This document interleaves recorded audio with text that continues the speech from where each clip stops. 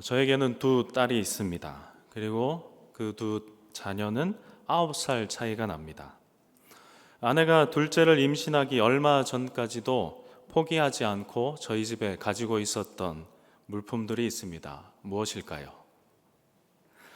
첫째가 태어나고 첫째를 위해서 사용했던 물건들입니다. 여러분, 왜 그 물건을 버리지 못하고 가지고 있었을까요? 추억이 소중해서일까요? 둘째 때 쓰려고 가지고 있었습니다. 둘째가 태어나면 첫째가 썼던 물건들, 그래도 버릴 수는 없잖아요. 그래서 둘째 쓰려고 계속 놔두었습니다. 다르게 생각하면 둘째를 주실 거라고 생각했기 때문에 그 물건들을 놔두었던 것입니다. 옷도 있었고 신발도 있었고 목욕 도구들도 있었고요. 그 어린이 장난감이나 그리고 외출할 때 쓰는 그 보자기, 아기띠 같은 것도 있었습니다. 그걸 모두 한 방에 모으면 그래도 상당한 부피를 차지할 물건들인데 당연히 둘째도 주실 것이라고 생각했기 때문에 버리지 못하고 남겨두었었습니다. 그런데 한 해 한 해가 지나고 물건들의 색이 바래져 갔습니다. 그리고 두 번의 유산과 그 몸이 좋지 않았던 그 아내의 모습을 보면서 우리 가정에 허락하시는 그 생명은 한 명이구나라는 생각을 하게 됐습니다. 그래서 그동안 남겨두었던 물건들을 하나하나 정리하고 버릴 것들은 버리고 다른 사람에게 줄 수 있는 것들은 주면서 다 정리를 했었습니다. 그렇게 이제 둘째를 생각하지 않고 포기했을 때 어떻게 되었을까요? 네, 제가 얘기했죠. 저희 두 딸이 있다고. 모든 것을 포기하고 그해 여름에 가족들과 여행을 가려고 모두 예약을 해두었는데 한 달 전에 임신이라는 소식을 들었었습니다. 생각하지도 않았던, 이제 포기했던 그 둘째이기 때문에 더 감사하기도 했지만 필요한 물건들을 어떻게 했어요? 다 정리했잖아요. 그래서 이제 다시 하나하나 사서 모으기도 하고 다른 사람의 것들을 얻어서 사용하기도 했습니다. 여러분들은 저처럼 이렇게 쉽게 포기하지 않고 혹시 끝까지 포기하지 않고 지금까지 붙들고 오는 그런 기도 제목들이 있으신가요? 끝까지 버리지 못하는 어떠한 것이 있으신가요? 여러분, 우리 삶을 보면 포기하지 않아야 하는 것들이 종종 있습니다. 우리가 자녀들이 장성하게 되면 우리의 품을 떠나지만 그 가정의 그 자녀들의 신앙을 위해서 우리는 끝까지 포기하지 않고 기도하게 됩니다. 그리고 우리가 나이가 들어가면서 우리 육신이 약해져 갈 때 우리는 때론 하나님이 주셨던 그 꿈들을 이제는 아니구나 하면서 포기할 때도 있습니다. 그러나 우리가 죽는 날까지 나를 통해서 하나님께서 우리에게 주신 그 꿈을 이루심을 믿고 포기하지 않고 끝까지 싸움을 싸워 나가야 합니다. 혹시 이 중에 가족 중에 아직 구원받지 못한 분들이 계시는 분은 없으신가요? 만약 그런 분이 계시다면 우리가 죽는 그 순간까지 포기하지 않아야 할 그 하나가 있는 것입니다. 가족을 구원을 위해서라면 우리는 죽는 그 순간까지 포기하지 않고 끝까지 기도해야만 합니다. 이렇게 우리가 포기하지 않아야 할 것도 있지만 때로는 우리가 포기해야 할 것들도 있을 겁니다. 여러분, 과거를, 여러분이 지나왔던 삶을 한번 돌아보시겠습니까? 그 중에서 여러분들이 포기했던 것들은 어떤 것이 있는지 한번 헤아려 보시기 바랍니다. 우리가 절대 포기할 수 없는 것을 위해서 포기해야만 했던 것, 어떤 것이 있으십니까? 과거에는 대학에 가는 게 쉽지 않았었는데 혹시 대학을 가기 위해서 포기해야 했던 어떤 것들이 있진 않으십니까? 아니면 직장에 취업을 하기 위해서, 아니면 직장을 가지고 그곳에서 살아남기 위해서 여러분들이 포기해야 했던 어떠한 것들이 있진 않으십니까? 아니면 배우자를 만나고 결혼을 하기 위해서 포기해야 했던 그런 것은 없으십니까? 먼저 결혼했던 분들이 나중에 결혼할 사람들을 보면서 늘 공통적으로 짓는 표정과 말들이 있습니다. 그걸 보면 많은 걸 포기한 것 같은 그런 뉘앙스도 다가옵니다. 그리고 무엇보다 우리가 삶에서 많이 포기하는 것들, 자녀를 키우기 위해서, 그 자녀를 위해서 여러분들이 포기해야 했던 것들, 내가 하지 않고 버려야만 했던 것들 많지 않으십니까?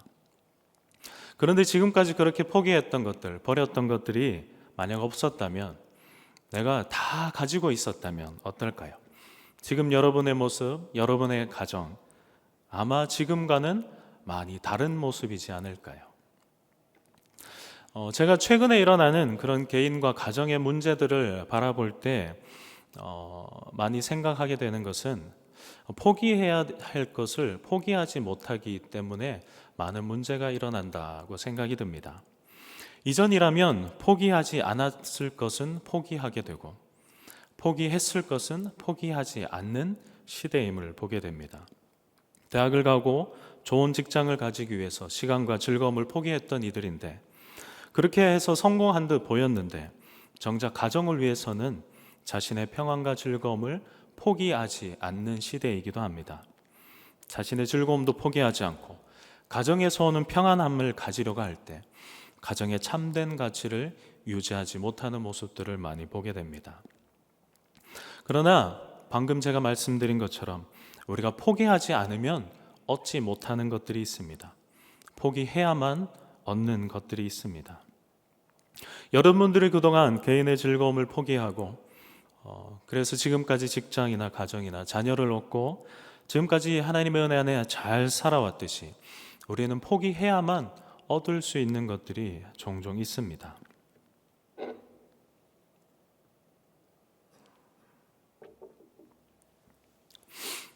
그럴 때 우리 인생에서 버려도 되는 것과 버려도 되지 않는 것들을 우리가 잘 살펴야 할 것입니다. 우리가 정말 소유해야 할 것과 소유하지 말아야 할 것들을 우리는 잘 생각해야 할 것입니다. 이것과는 좀 다른 예일 수 있겠는데요. 여러분 주민등록증 다 있으시죠? 혹시 운전면허증도 다 있으신가요? 이건 없는 분들 계실 텐데, 만약 두 가지를 다 가지고 계신 분은 이 중에 우리가 포기해도 될 것은 어떤 것일까요? 혹시 주민등록증을 포기할 분이 계신가요? 만약 그런 분이 계시다면 더 이상은 대한민국에서 살지 않겠다, 이런 뜻이겠죠. 우리가 국적을 바꾸거나 우리의 인생이 끝날 때에만 우리는 그 주민등록증을 온전히 포기할 수 있습니다. 그런데 우리 운전면허증은 없으면 불편하긴 할 수 있습니다. 그런데 없다고 우리가 대한민국 국민으로 살아가는 데는 아무런 지장이 없습니다. 요즘 오히려 고령의 운전자들에게 그 운전면허증을 자진 반납하면 한 10만 원 정도 충전된 교통카드를 나눠주는 일도 하기도 합니다. 물론 운전을 업으로 삼고 있는 분들이라면 그 운전면허증이 반드시 필요하긴 하겠죠. 우리가 살아가는 삶을 보면 때로는 우리가 이렇게 의식하지 않아도 우리가 포기해 버린 것들도 있고 우리가 계속 소유하고 있는 것들도 있습니다. 때로는 우리가 스스로 선택에 의해서 포기한 것들, 그리고 가지고 있는 것들도 있습니다. 어떤 사람들은 보면 도시의 편안함들을 버리고 산으로, 시골로 들어간 분들도 계시고, 그리고 가정의 평화를 위해서 나의 취미를 가감히 포기한 그런 분들도 있을 겁니다. 그리고 여러분들이 이 자리에 나왔다는 것, 그리고 유튜브로 말씀을 보며 함께 예배하고 있다라는 건 나의 시간을 포기하고 하나님 앞에 드리는 그런 시간이기도 합니다. 여러분, 저는 어릴 때마다 주일이 되면 포기했던 것이 하나 있습니다. 아마 저와 같은 걸 포기한 분들이 종종 있을 수도 있는데요. 제가 시골에 살아서 어릴 때 TV는 한창 두 채널밖에 안 나왔습니다. MBC, KBS 딱 두 개밖에 안 나왔습니다. 그런데 주일 아침만 되면 교회 가는 그 시간에 꼭 하는 게 있었습니다. 뭘까요? 재밌는 만화 영화를 꼭 그 시간에 하거든요. 보고 싶은데 가야만 하는. 제가 무엇을 포기했을까요? 만화 영화를 포기했죠. 만약 그걸 포기 안 했다면 제 등짝을 포기하는 것과 같은 일이 일어났을 겁니다. 그래서 제가 이 자리에 있는 거기도 합니다. 그렇게 그때부터 지금까지 내가 포기했던 것, 그 하나하나가 쌓여서 지금의 제가 있지 않을까 생각이 듭니다. 여러분 모두 예수님 믿으시지요? 이렇게 다 마음으로는 대답하셨죠? 여러분 그리스도인이시지요? 여러분, 성경을 보면 우리가 그리스도인이기 때문에, 예수님을 믿기 때문에 버려야 할 것들에 대해서 반복해서 말하고 있습니다. 그리고 그리스도인이기 때문에 소유해야 할 것이 무엇인가에 대해서도 성경은 말하고 있습니다. 특별히 오늘 말씀 5절에서 9절을 보면 우리가 버려야 할 것들이 무엇인가를 하나하나 기록해 놓고 있는데요, 우리 5절에서 9절 말씀을 우리 천천히 함께 같이 읽어보겠습니다. 그러므로 땅에 있는 지체를 죽이라. 곧 음란과 부정과 사욕과 악한 정욕과 탐심이니 탐심은 우상 숭배니라. 이것들로 말미암아 하나님의 진노가 임하느니라. 너희도 전에 그 가운데 살 때에는 그 가운데서 행하였으나 이제는 너희가 이 모든 것을 벗어버리라. 곧 분함과 노여움과 악의와 비방과 너희 입에 부끄러운 말이라. 너희가 서로 거짓말을 하지 말라. 옛사람과 그 행위를 벗어버리고. 아멘. 여러분, 무엇을 벗어버려야 한다라고 말합니까? 여러 가지가 있습니다. 음란, 부정, 사욕, 악함, 정욕, 탐심, 이 여러 가지 하나하나들. 여러분, 여러분에게는 이 모습들이 하나도 없으십니까? 모두 버리셨습니까? 난 이 모든 모습을 버리고 있는가 한번 생각해 보시기 바랍니다. 사단이 나에게 날마다 이런 것들을 던질 때에 나는 이런 생각들을 붙들지 않고 날마다 이런 생각들을 털어버리면서 살고 있는가? 여러분, 잘 생각해 보시기 바랍니다. 여러분, 이것들을 단 한마디로 말한다면 5절의 앞에 나오는 그 한 단어일 것입니다. 땅에 있는 지체라는 말입니다. 땅에 있는 지체. 여러분, 눈에 보이는 것, 우리 눈에 보이는 것을 소유하려는 그 마음에서 시작된 모든 모습들입니다. 우리는 재산을 소유하려는 마음을 가지면 가질수록 부정과 사욕과 탐심과 거짓말은 우리 안에서 쏟아질 것입니다. 우리가 이성을 소유하려는 마음을 품고 있다면 우리 마음에 음란과 정욕과 부끄러운 말이 나올 수밖에 없습니다. 그리고 권력을 소유하려는 마음을 가진다면 이런 것들이 나올 것이고, 인정받으려는 마음으로 살아간다면 여전히 우리 안에서 이런 것들이 나올 것입니다. 데살로니가 전서에는 이것을 이렇게 말합니다. 악은 어떤 모양이라도 버리라. 악은 어떤 모양이라도 버리라. 물론 제가 앞에 말씀드린 재산과 이성과 권력과 인정받음, 이 자체가 나쁜 것이라고 말할 수는 없습니다. 정직하게 일해서 번 돈, 나쁜 것이 아닙니다. 또 좋은 일에 쓰일 수도 있습니다. 사람을 사랑하며 살다가 더 깊은 관계로 만나게 한 배우자는 인생의 동반자가 됩니다. 남을 도와주며 정의를 행하다 얻게 된 권력이라면 그 힘으로 더 큰 하나님의 빛을 드러내려고 하지 않겠습니까? 좋은 성품으로 사람들의 인정을 받는 사람이라면 또 다른 사람이 나와 같이 좋은 성품을 갖도록 도와줄 수 있지 않겠습니까? 그런 면에서 이 모든 것들은 소중한 것입니다. 버릴 것이 하나도 없는 것입니다. 그러나 앞에 말씀드린 이 재산과 이성과 권력과 인정한 이 자체를 추구하는 사람이 된다면 우리는 이것을 얻기 위해서 악한 모든 것들을 행할 수도 있는 존재입니다. 골로새서 방금 읽은 말씀의 3절과 10절, 그래서는 악을 버려야 하는 이유에 대해서 설명하고 있습니다. 3절 말씀입니다. 이는 너희가 죽었고 너희 생명이 그리스도와 함께 하나님 앞에 감추어졌습니다.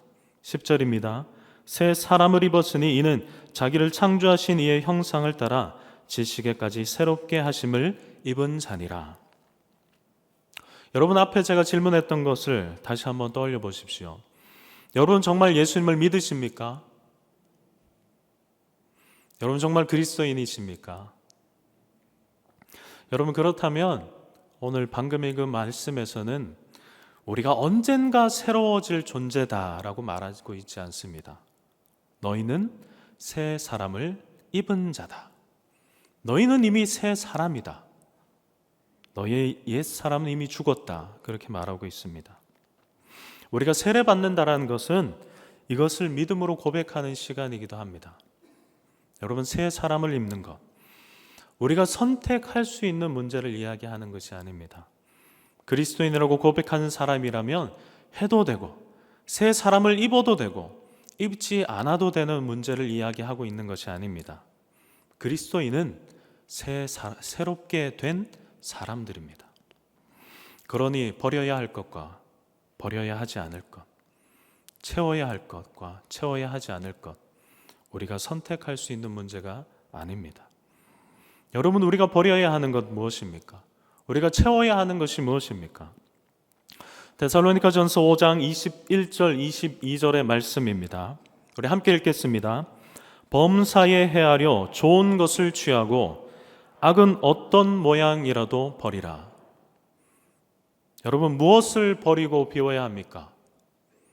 우리 안에 있는 악한 것은 어떠한 것도 비우고 버려야 합니다. 여러분, 무엇을 채우고 소유해야 합니까? 좋은 것, 좋은 것을 우리가 소유해야 합니다. 여러분, 그럼 무엇이 좋은 것입니까? 어떤 것이 악한 것입니까?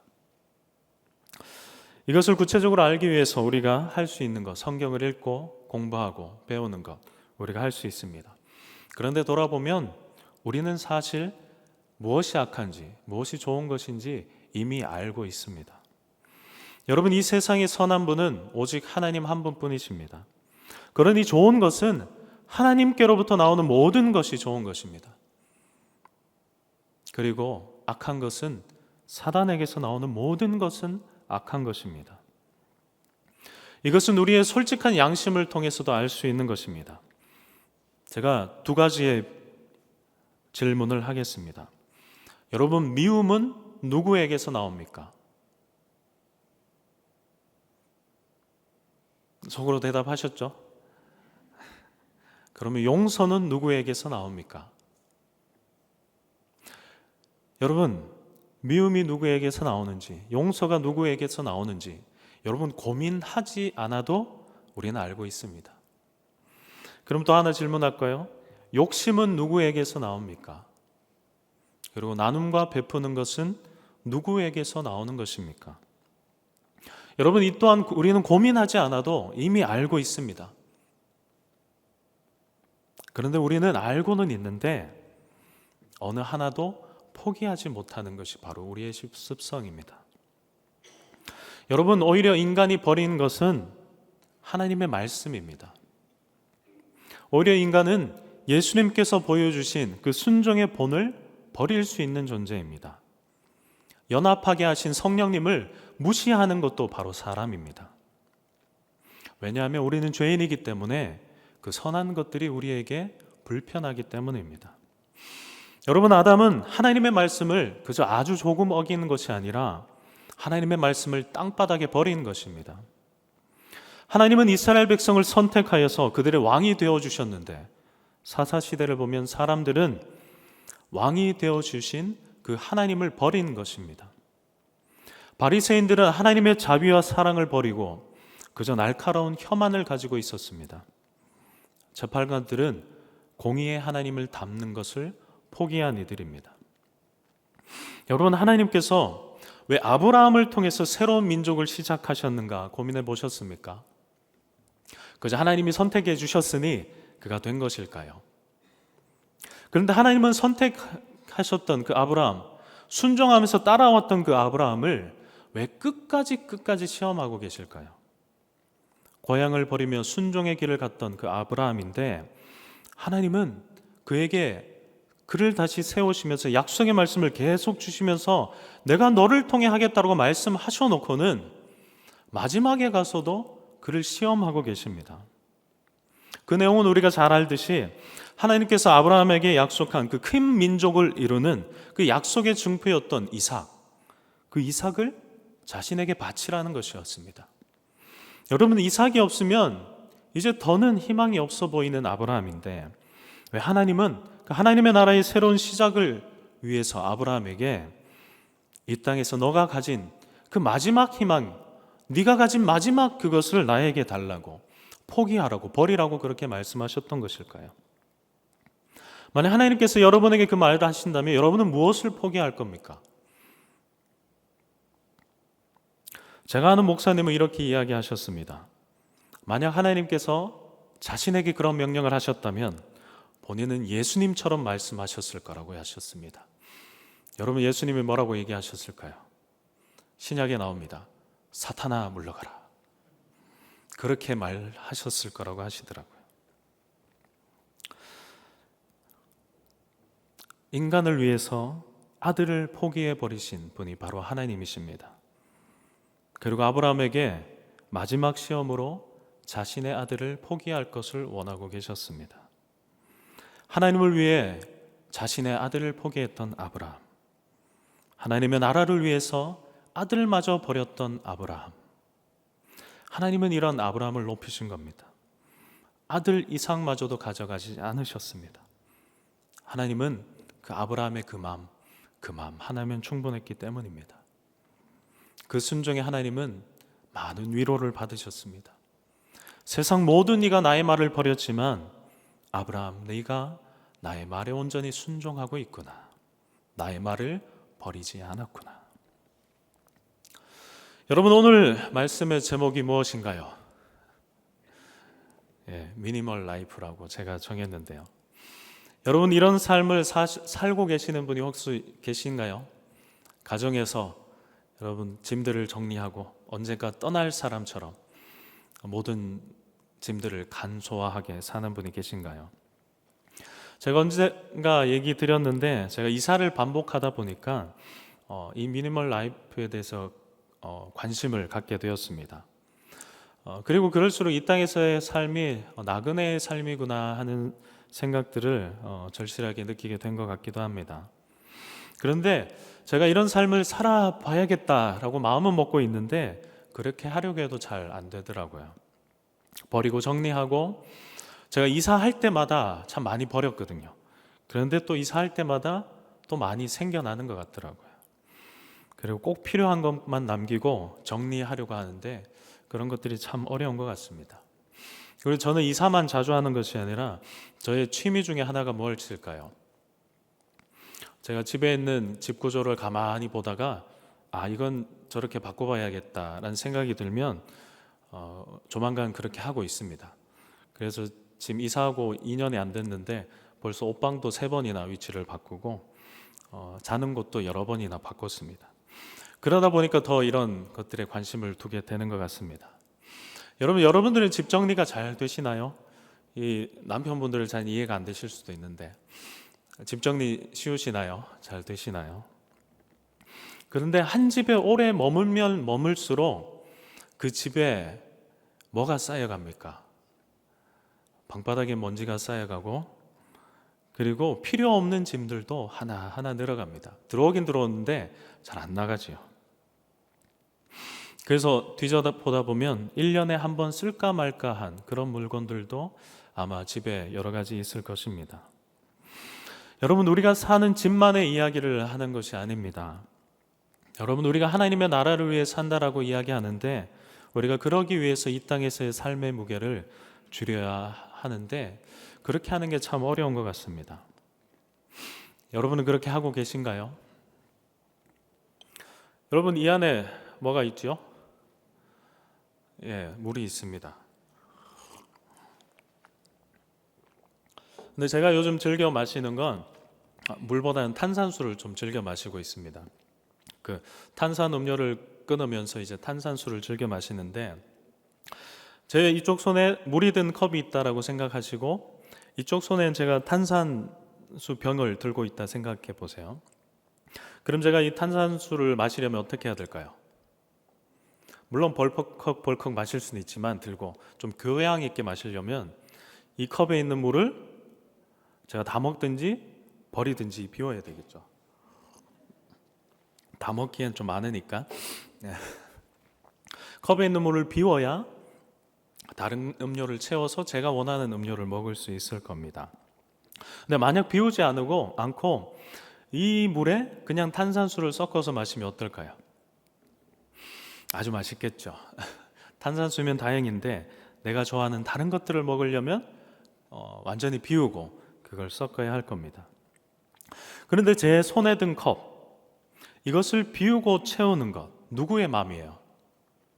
여러분 손에 컵이 있다면 그 컵에 있는 것들을 비우고 다른 것들을 채우는 건 누구 마음입니까?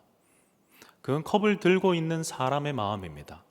내가 원하면 그 컵을 비우고 내가 원하면 그 컵에 다른 것들을 채워 넣을 수 있습니다. 내 손에 든 컵을 보고 다른 사람이 그 컵을 비우고 다른 걸 받아라 하면 어떡할 거예요? 그렇게 하든지 말든지는 그냥 내 마음입니다. 내가 그게 먹고 싶으면 그렇게 하면 되고, 그렇게 하고 싶지 않으면 그렇게 하면 됩니다. 왜냐하면 이 컵을 들고 있는 그 순간만은 이 컵을 사용할 수 있는 주인은 바로 나이기 때문입니다.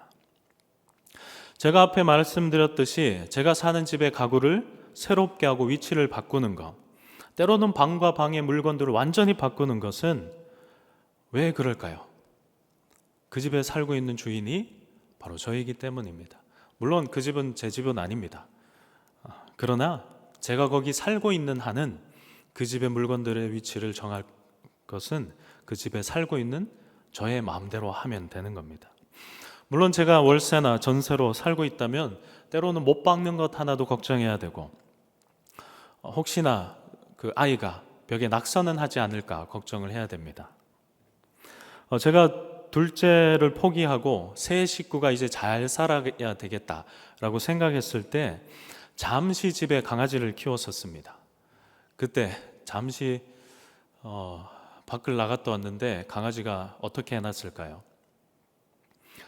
벽지를 물어뜯어서 나중에 이사할 때 주인에게 연락을 드리고 벽지를 새로 바꿔놓고 왔었습니다. 그런데 그 집이 온전히 나의 소유라면 그 집에 낙서를 하든 그 집에 못을 박든 그 집에 장판을 어떻게 뜯어놓든 그것은 누구도 나에게 뭐라 할 수 없는 일입니다. 왜냐하면 그 집의 소유가 나의 것, 내가 주인이기 때문입니다. 그래서 나라는 집에 무엇을 버리고 무엇을 채울지는 누구의 마음입니까? 바로 주인의 마음입니다. 나라는 집의 주인. 여러분 지금 여러분의 마음에 품고 있는 것, 그 중에 비워야 할 것과 비우지 않아야 할 것을 누가 선택할 수 있습니까? 나라는 집의 주인이 결정해야 할 일입니다. 이제 앞에서 제가 2번 드렸던 질문을 다시 하려고 합니다. 여러분 예수님 믿으십니까? 여러분 그리스도인이십니까? 여러분 그러면 여러분이라는 집의 주인은 누구십니까? 내 마음의 주인은 누구십니까? 우리는 습관처럼 이야기합니다. 나의 주인은 하나님이십니다. 그렇게 찬양하고 그렇게 고백하고 그렇게 기도합니다. 그런데 그렇게 이야기하기 전에 우리는 나의 삶을 잘 돌아보아야 합니다. 앞에 이야기했죠. 내 삶에, 내 마음에 무엇을 채울지, 무엇을 비울지를 주인이 결정한다라고 했습니다. 그러면 내가 하나님이 주인이십니다 라고 고백한다라는 건 내가 무엇을 채울지 비울지를 하나님 손에 맡겨 놓았다라는 것입니다. 만약 그렇다면 그렇게 고백할 수 있겠죠. 나의 주인은 하나님이십니다. 여러분 정말 그렇게 고백할 수 있습니까? 저는 잘 안 되더라고요. 여러분 교회는 예수 그리스도를 구주로 믿는 이들의 모임이라고 합니다. 그리고 바로 우리가 교회라고 이야기합니다. 그리고 성경은 교회의 머리가 바로 예수님이라고 이야기합니다. 그리고 교회인 우리 안에 성령님께서 거하시는 우리는 성령의 전이라고 그렇게 이야기합니다. 그렇다면 우리는 이렇게 고백해야 합니다. 나는 교회입니다. 나는 성령의 전입니다. 나의 주인은 바로 예수님입니다. 우리는 그렇게 고백하는 사람들입니다. 믿는다라는 건 그렇게 고백한다라는 것입니다. 그러면 한번 돌아보시기 바랍니다. 내 마음에 무엇을 채울지, 무엇을 비울지 누가 결정하고 있습니까? 내 마음에 비우고 비우는 것 누가 결정하고 있습니까? 내 삶에 채우고 채우는 것 누가 결정하고 있습니까? 이것이 바뀌지 않았다면 우리의 고백도 바뀌지 않은 것입니다. 우리의 말이 아무리 바뀌었다 한들 앞에 이야기한 그것이 바뀌지 않았다면 우리의 주인은 이미 아직도 바뀌지 않은 채 우리의 말만 고백하고 있는 것입니다. 그런 의미로 다시 한번 질문 드리겠습니다. 여러분의 주인은 누구입니까?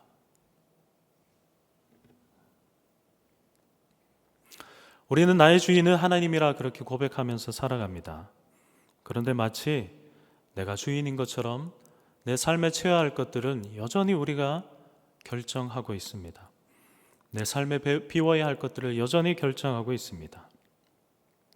하나님 우리에게 한 번도 너는 악을 버렸으면 좋겠다 라며 해도 되고 하지 않아도 되는 권유로 우리에게 말씀하신 적이 없습니다. 하나님은 우리에게 명령하십니다. 이번만 용서해 달라라고 우리에게 이야기하는 게 아닙니다. 7번씩 70번이라도 용서하라. 우리에게 악을 선택할 기회를 주시는 것이 아닙니다. 우리에게 선을 선택할 기회를 주십니다. 창세기 2장 16절 17절입니다. 여호와 하나님이 그 사람에게 명하여 이르시되 동산 각종 나무의 열매는 내가 임의로 먹되 선악을 알게 하는 나무의 열매는 먹지 말라. 내가 먹는 날에는 반드시 죽으리라 하시니라. 넌 내가 창조했으니까 해도 되고 하지 않아도 돼. 그렇게 명령하신 것이 아닙니다. 너의 주인은 나다. 그러니 내 명령대로 하라 라는 말입니다. 주인이신 하나님께서 하나님의 뜻대로 그 집을 가꾸어 가기를 원하신다는 것입니다. 악은 어떤 모습이라도 버리라. 듣고 할만할 때 하라는 말이 아닙니다. 듣고 감정적으로 받아들일만 할 때 그렇게 순종하라고 말하는 것이 아닙니다. 이해되지 않아도, 마음으로 받아들여지지 않아도 너는 악한 어떠한 것도 네 안에 있게 하지 말라. 왜냐하면 너는 내가 거할 전이기 때문이다. 10계명만 보아도 온통 명령뿐입니다. 하지 말라, 지키라, 공경하라. 예수님은 제자들에게 명령하셨습니다. 나를 따라오라. 그런데도 우리는 하나님의 그 말씀들을 들을 때 핑계대지 않습니까? 하나님 그래도 이 정도는 아니잖아요. 제 마음도 있지 않습니까? 하나님 나 이만큼 했으니 이 정도는 괜찮지 않습니까? 우리가 그런 말들을 하며 스스로 내 안에 채워야 할 것들을 선택하고 버려야 할 것들을 선택할 때에 하나님 우리에게 말씀할 겁니다. 너의 참된 주인은 누구인가? 여러분, 미니멀 라이프로 산다는 것, 정말 필요한 것이 무엇인가를 생각하는 겁니다. 무엇인가를 살피고 정말 필요 없는 것들을 하나하나 제거하는 것입니다. 우리 눈에 보이지 않는 우리 마음, 우리의 신앙의 그런 미니멀 라이프를 하루하루 이루어 가야 합니다. 내 안에 쌓아두어도 쓰레기라 여기지 못하는, 쓰레기로밖에 여길 수 없는 그 악한 모습이라면 하나님은 늘 우리를 보시면서 마음 아파하시며 우리를 위해 울고 계실 것입니다. 우리 안에 거하시는 그 하나님 앞에 우리의 마음을 점검하시기 바랍니다. 정말 내 안에 버려야 할 마음들은 없는가? 내 안에 누구에게도 이야기하지 않았지만 내 안에 쓰레기처럼 있는 하나님께서 미워하시는 마음들이 있지는 않은가? 그리고 생각해 보시기 바랍니다. 정말 내 안에 채워야 할 마음들이 무엇인가? 하나님이 얘기했던 사랑의 마음들이 내 안에 있는가? 하나님이 얘기했던 정의의 마음들이 내 안에 있는가? 하나님의 자비가 내 안에 흘러나고 있는가? 우리를 위해서 아들까지 아낌없이 내어주시고 그 아들을 버리셨던 하나님께서 우리에게 말씀하고 있습니다. 네 안에 있는 그 쓸모없는 악들을 다 버리고 이제 내가 주는 그 좋은 것들, 선한 것들로 네 안에 채웠으면 좋겠다. 우리 모두 그렇게 하나님이 기뻐하시는 우리의 마음의 집들을 모두 소유한 사람들이 되셨으면 좋겠습니다.